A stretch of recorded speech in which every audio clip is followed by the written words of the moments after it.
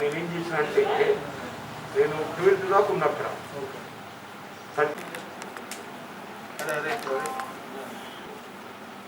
ఏడబోతుంది ఇక్కడ కూర్చున్న రేపు ఎంతమంది ఉంటాం ఎంతమంది ఉంటాం.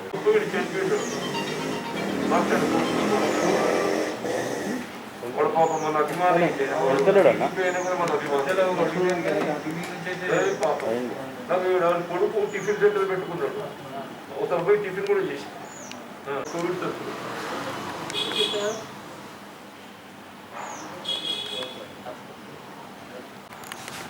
ఈ కరోనా వైరస్ సెకండ్ వేవ్ ఉధృతి ఏదైతే ఉన్నదో అంటే వాస్తవంగా వీళ్ళ కేంద్ర రాష్ట్ర ప్రభుత్వాలు ముందస్తుగా ఊహించలేక దానికి అనుగుణంగా ఏ విధమైనటువంటి ఒక నివారణ చర్యలు చేపట్టడంలో మరి ప్రణాళికలు రూపొందించలేక అంటే ఒక విధంగా చెప్పాలనంటే ఇది ఈ వైరస్ వ్యాప్తిలో కేంద్ర రాష్ట్ర ప్రభుత్వాల వైఫల్యాలే పుట్టొచ్చినట్టు కనబడుతున్నామని చెప్పక తప్పదని చెప్పండి. అంటే ఎప్పుడైతే మహారాష్ట్రలో వైరస్ వ్యాప్తి తీవ్రత మనకు కనబడ్డదో అప్పుడే అది జాతీయ స్థాయిలో కానీ ఇటు ముఖ్యంగా మన పొరుగు రాష్ట్రమైన తెలంగాణ రాష్ట్రంలో మనం అలర్ట్ అయి ఉంటే ఈ స్థాయిలో ఇంత పెద్ద మనకు ప్రాణ నష్టం జరిగి ఉండేది కాదు. మొదటి దశలో ఏవైతే నివారణ చర్యలు చేపట్టడంలో ప్రభుత్వాలు చూపెట్టినటువంటి యొక్క మరి శ్రద్ధ వీళ్ళ సెకండ్ వేవ్ ఈ ఉధృతి నివారణలో చేపట్టగలిగి ఉండి ఉన్నట్టయితే వీళ్ళు ఇంత తీవ్ర ఆందోళన నెలకొనబడి ఉండేది కాదు. ఒకవైపు ఏదైతున్నదో ఈ కరోనా వైరస్ వ్యాప్తి నివారణలో ప్రభుత్వం నిశ్చేష్టత నిర్లప్తత వాళ్ళు చర్యలు చేపట్టలేకపోవటమే కాకుండా ఎప్పుడైతే తీవ్రత సంతరించుకుందో సరే అప్పుడైనా కానీ ఈ ఎన్నికలు ఏదైతుందో వాయిదా వేసుకోగలిగినా కానీ కొంత మనకు ఇది అదుపు చేసుకోగలిగేటువంటి అవకాశం ఉంటుంది. మరి ఎన్నికలను మనం వాయిదా వేసుకోలేకపోవటమే కాకుండా ఎన్నికల ప్రచార కార్యక్రమం కూడా ఇలా అధికార పార్టీ అయ్యింది కూడా ఇలా నాగార్జున సాగర్ ఎన్నికల ప్రచార కార్యక్రమంలో స్వయంగా ముఖ్యమంత్రి గారే కోవిడ్ నిబంధనలు ఉల్లంఘించే విధంగా వేలాది మంది జన సమీకరణతోని మరి సమావేశం నిర్వహింపబడటంతో ఒక నాగార్జున సాగర్ నియోజకవర్గ పరిధిలోనే వేలాది మంది వీళ్ళ కోవిడ్ బారిన పడడం మరి దానికి అనుగుణంగా మృతి చెందడం కూడా మనం గమనించుకోమని చెప్పారు. వాస్తవంగా ఇవాళ ఈ కోవిడ్ నివారణ చర్యల్లో భాగంగా వ్యాక్సిన్ రూపొందించడంలో భారతదేశం ఇవాళ ముందస్తుగా ఉండి కూడా ఇవాళ ఆ రూపొందించబడ్డ తయారు చేయబడ్డ ఒక వ్యాక్సినేషన్ ఏదైతుందో మన దేశంలో మనం వినియోగించుకోవటానికి తగు కార్యాచరణ చేపట్టకుండా ఎంతవరకు అంతర్జాతీయంగా మరి ప్రచారం పొందడమే ధ్యేయంగా ఏదైతుందో ప్రయత్నం చేయడం జరిగిందో అది వాళ్ళు ఏమైపోయిందంటే చివరికి మన భారతదేశ ప్రతిష్టను వీళ్ళ అంతర్జాతీయ స్థాయిలో మసకబారే విధంగా చేయడానికి బాధ్యత వహించాల్సి వస్తుందని చెప్పక తప్పదని చెప్పంటుంది. వీళ్ళు మీరు ఇక్కడ స్థానికంగా గమనించినా లేక పత్రికల్లో వార్తలు గమనిస్తున్నా కానీ చివరికి కరోనా వైరస్ టెస్ట్ పరికరాలు కూడా మనం పూర్తి స్థాయిలో సమకూర్చలేకపోతున్నాం. ఇవాళ ఒక్కొక్క సెంటర్లో ప్రతిరోజు వందల సంఖ్యలో మీకు అనుమానితులు రోగ నిర్ధారణ కొరకు ఏదైతుందో కేంద్రాలకు వస్తుంటే మీరు చేసే పరీక్షలు 50-60 రోజు ఏదైతుందో వేల సంఖ్యలో ఒక్క జగిత్యాల జిల్లాలోనే ప్రతిరోజు మినిమం 5,000 నుండి 10,000 వరకు మినిమం 5,000 to 10,000 ఏదైతుందో పరీక్షల నిమిత్తం సెంటర్లకు మరి తాకిడి ఒత్తిడి కలుగుతుంటే మీరు నిర్వహించే పరీక్షలు ఎంత? 1500, 1600, నాట్ ఈవెన్ 25%, నాట్ ఈవెన్ 25%. అంటే ఇది ఒక విధంగా ఏదైతుందో వీళ్ళ వ్యాధిని కప్పిపుచ్చే విధంగా వీళ్ళు మీరు కేవలం 25% పరీక్షలు నిర్వహిస్తే ప్రతిరోజు 8000 వ్యాధి ఏదైతుందో కరోనా వైరస్ కొత్త కనుగొనడం జరుగుతుంది. కేవలం 25% మీరు పరీక్షలు నిర్వహిస్తే, అదే 100% చేస్తే రోజు 20,000 మంది వస్తారు.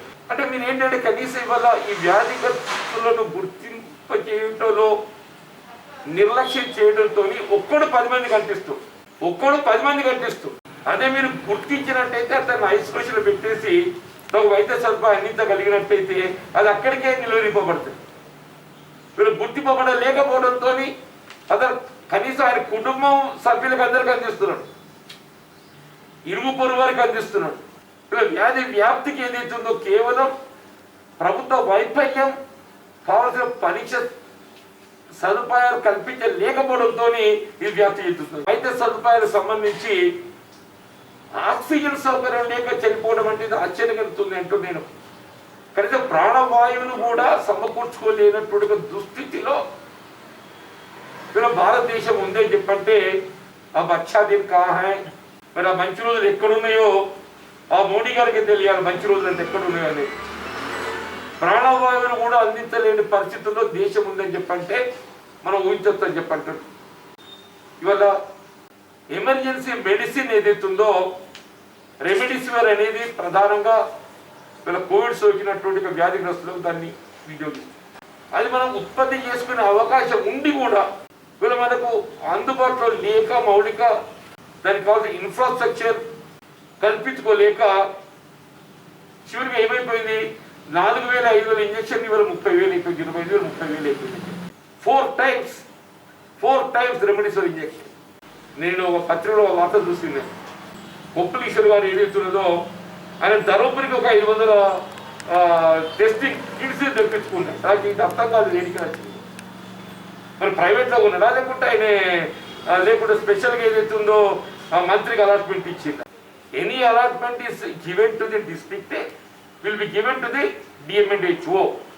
మరి డిఎంఎండ్హెచ్ఓ ఏదైతుందో అక్కడి మండల జనాభాకు అనుగుణంగా వాటిని డిస్ట్రిబ్యూట్ చేయడం జరుగుతుంది. అసలు ఏం జరుగుతుంది? ఉద్యమ నాయకుడిగా నేనంతోనే తెలంగాణ రాష్ట్రం వచ్చింది, ఈ తెలంగాణ రాష్ట్రానికి భవిష్యత్తు నేనే. ఏమైంది ఈ భవిష్యత్తును బలి పెడుతున్నావు నువ్వు, ఈ తెలంగాణ రాష్ట్ర భవిష్యత్తును నువ్వు బలి పెడుతున్నావు అని చెప్పట్టు నేను. ఇవాళ పేపర్లు ఇంకో వార్త కనబడ్డదే.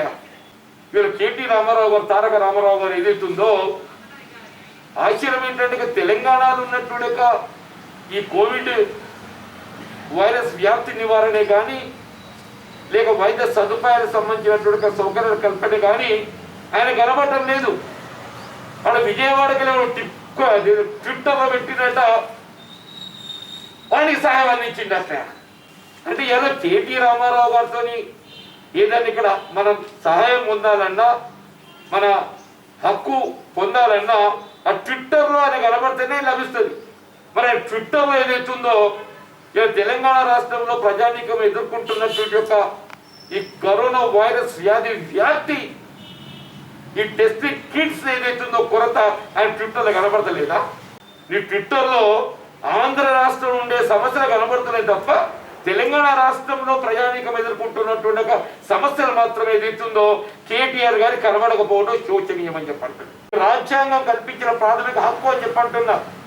ఉచిత వైద్య సదుపాయం రాజ్యాంగం కల్పించిన ప్రాథమిక హక్కు.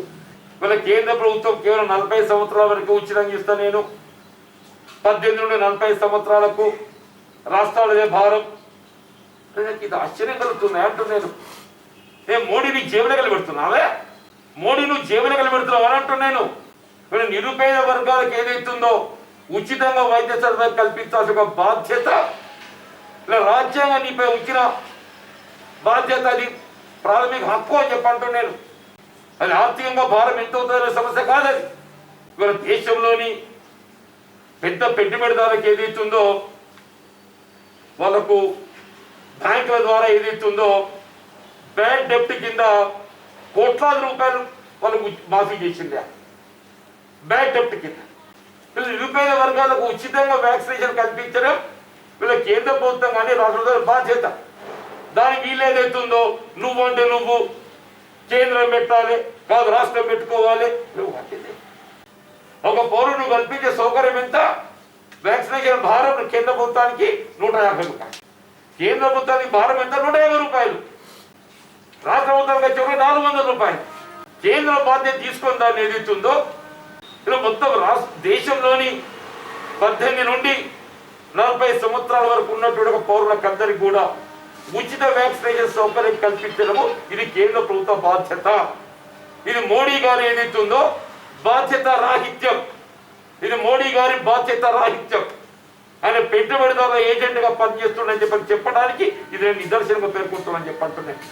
మీరు రాష్ట్రాల్లో సమన్వయం చేసుకొని రేపు మే 1 ఏదైతుందో అసలు వ్యాక్సినేషన్ కార్యక్రమం ఆరంభమవుతుందా అనేది కూడా నిర్దిష్టంగా కార్యాచరణ లేదు. ఇంతవరకు అసలు వ్యాక్సినేషన్ సప్లై లేదు, వ్యాక్సినేషన్ సప్లై లేదు. ఇవాళ 40 సంవత్సరాల పైబడ్డ వారికి కూడా ఇలా మొత్తం జగిత్యాల జిల్లాలో వ్యాక్సినేషన్ నిలిపేసింది. 40 సంవత్సరాల పైబడ్డ వారికి ఉచితంగా కల్పించవలసిన వ్యాక్సినేషన్ ఇలా జగిత్యాల జిల్లాలో పూర్తి నిలిపేసింది. డీఎంఎన్హెచ్ఓ గారు ఇదేంటే కథ చెప్పంటే సార్ మాకు సప్లై లేదు ఇవాళ ఆపేయమన్నారు. రేపు చేయబోయే వ్యాక్సినేషన్ కానీ టెస్టింగ్ కిట్స్ కానీ అవి రేపు వస్తాయి.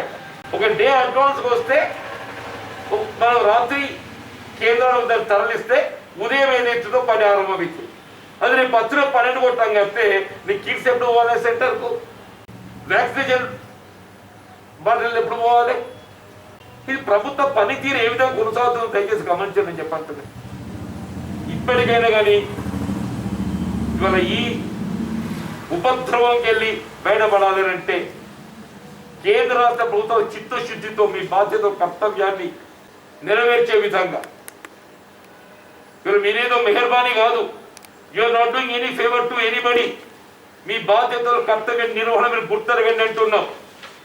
మీ బాధ్యతల కర్తవ్యాన్ని గుర్తెరిగి మీరు రాజ్యాంగంలో నిర్దేశించినటువంటి ఒక ప్రాథమిక హక్కు ఉచిత వైద్యం ఏదైతున్నదో కల్పించబడే విధంగా ముఖ్యంగా ఇవాళ యావత్ సమాజాన్ని తీవ్ర ఆందోళన గురి చేస్తున్నటువంటి ఒక కరోనా వైరస్ నిలువరింపజేయడానికి కావాల్సినటువంటి ఒక testing, tracing, treatment. Testing, tracing, treatment.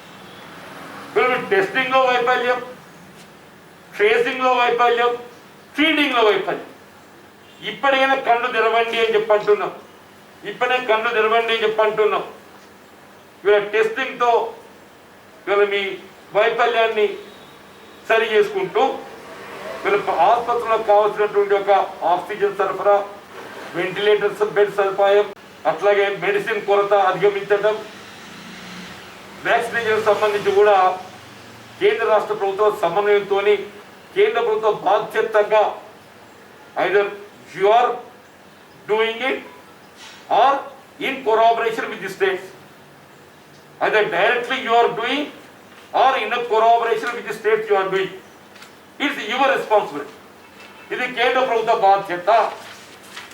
వీళ్ళు మే 1 ఏదైతుందో వ్యాక్సినేషన్ 100 రోజుల కార్యక్రమం, 100 days ప్రోగ్రామ్, 100 రోజుల నిర్దిష్టమైనటువంటి కార్యాచరణతో వ్యాక్సినేషన్ ఏదైతుందో మనం పూర్తి చేసుకోగలుగుతానే ఈ థర్డ్ వేవ్ ఉధృతిని ఏదైతుందో మనం అడ్డుకోగలం. సెకండ్ వేవ్తో జరిగేటువంటి ఒక నష్టం దీన్ని ఎట్లా మనం తిరిగి పొందలేం. ఆ థర్డ్ వేవ్ని అన్నా కనీసం తట్టుకునే విధంగా తక్షణమే వ్యాక్సినేషన్ కార్యక్రమం ప్రాధాన్యత ఇచ్చే విధంగా మన కేంద్ర ప్రభుత్వ బాధ్యతగా either directly you do it or in cooperation with the states you do it, but it's your responsibility to getting it done. అది చేయాలి. ఈ టెస్టింగ్ పరికరాలు, ఆక్సిజన్ కొరత, మెడిసిన్ కొరత తీర్చాలి.